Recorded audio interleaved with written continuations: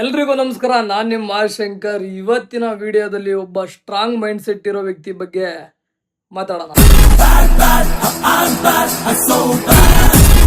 ನಮ್ಮ ಕನ್ನಡ ಚಿತ್ರರಂಗದ rocking star Yash ಅವರು ತಮ್ಮ ಮಾತು, ವ್ಯಕ್ತಿತ್ವ, ಸಿನಿಮಾಗಳ ಮೂಲಕ ಕೋಟ್ಯಾಂತರ ಅಭಿಮಾನಿಗಳನ್ನ ಸಂಪಾದನೆ ಮಾಡಿದ್ದಾರೆ. ಮತ್ತೆ ಕನ್ನಡಿಗರು ಹೆಮ್ಮೆ ಪಡುವಂತ ಕೆಲಸಗಳನ್ನ ಮಾಡ್ತಾನೆ ಇದ್ದಾರೆ. ಕನ್ನಡಿಗರು ಹೆಮ್ಮೆಯಿಂದ ಹೇಳ್ಬೋದು, ಯಾವತ್ತು ತಲೆ ತಗ್ಸಕ್ ನಾವು ಬಿಡಲ್ಲ.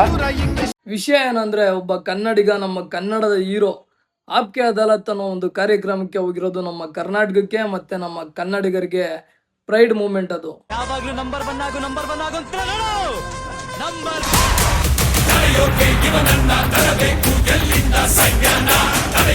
ಆಕ್ಚುಲಿ ನಂಗೆ ಆ ಕಾರ್ಯಕ್ರಮ ನೋಡಿದಾಗ ಅನ್ಸಿದ್ದೇನೆಂದ್ರೆ, ಯಶ್ ಅವರ ಮಾತು, ಅವರ ವ್ಯಕ್ತಿತ್ವ, ಅವರ ಮೈಂಡ್ ಸೆಟ್ ಎಷ್ಟೋ ಜನಕ್ಕೆ ಸ್ಫೂರ್ತಿ ಆಗುತ್ತೆ ಅಂತ.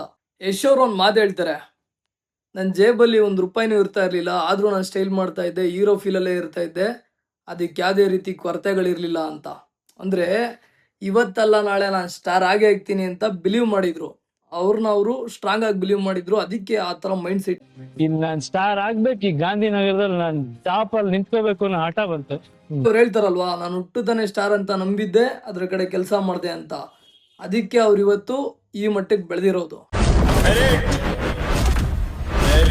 ಬಂದವರಮ್ಮ ಲೈಫಲ್ಲಿ ಪ್ರತಿಯೊಬ್ಬರಿಗೂ ಒಂದು ರಿಸ್ಕಿ ಸ್ಟೆಪ್ ತಗೋಬೇಕಾದ್ರೆ ಭಯ ಅನ್ನೋದು ಇದ್ದೇ ಇರುತ್ತೆ. ಏನಾದರೂ ಆಗ್ಬಿಟ್ರೆ, ಏನಾದರೂ ಕಳ್ಕೊಂಬಿಟ್ರೆ ಅಂತ. ಯಶೋರ್ ಒಂದು ಮಾತು ಹೇಳ್ತಾರೆ, ಕಳ್ಕೊಳ್ಳೋದಕ್ಕೆ ನನ್ನ ಹತ್ರ ಏನೂ ಇಲ್ಲ, ಹಾಗಾಗಿ ನನಗೆ ಭಯನೇ ಇಲ್ಲ ಅಂತ. ಅವ್ರ ಮಾತು ಎಷ್ಟು ಸತ್ಯ ಅಲ್ವಾ. ಇಲ್ಲಿ ಕಳ್ಕೊಳ್ಳೋದಕ್ಕೇನೂ ಇಲ್ಲ, ಇರೋವರೆಗೂ ಎಷ್ಟು ಪಡ್ಕೊತೀರೋ ಪಡ್ಕೋಬೋದು. Sky is the limit. ಮಾಡ್ತೀವಿ ಅಂತ ಹೊರಡ್ಬೇಕಷ್ಟೇ. ವಿಷಯ ಏನಂದರೆ, ಯಾರು ನಮಗಿಂತ ಮುಂದೆ ಇದ್ದಾರೆ, ಯಾರು ನಮಗಿಂತ ಹಿಂದೆ ಇದ್ದಾರೆ ಅನ್ನೋದಲ್ಲ, ಯಾರು ಕೊನೆವರೆಗೂ ಇರ್ತಾರೆ, ಯಾರು ಜನಗಳ ಮನಸ್ಸಲ್ಲಿ ಉಳಿತಾರೆ ಅನ್ನೋದೇ ಮ್ಯಾಟ್ರ್ ಆಗೋದು. ನನ್ನ ಜೇಬ್ನಲ್ಲಿ ₹1 ಇರಲಿಲ್ಲ, ಆದರೂ ನಾನು ಸ್ಟೈಲ್ ಮಾಡುತ್ತಿದ್ದೆ ಸರ್. ಆ ಕಾರ್ಯಕ್ರಮದಲ್ಲಿ ರಜತ್ ಶರ್ಮಾ ಅವರು ಒಂದು ಕ್ವಶನ್ ಕೇಳ್ತಾರೆ, ನೀವು ದೊಡ್ಡ ಸ್ಟಾರ್ ಆದಮೇಲೆ ಒಂದು ಸಿನಿಮಾಗೆ 50 ಕೋಟಿ ಚಾರ್ಜ್ ಮಾಡ್ತೀರಾ ಅಂತ.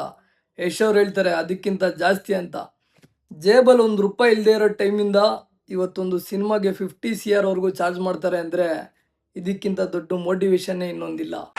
बड़े स्टार बन गए तो आपने कहा हाईएस्ट पेड 50 करोड़ रुपए चाहिए एक फिल्म के. नहीं ज़्यादा सर.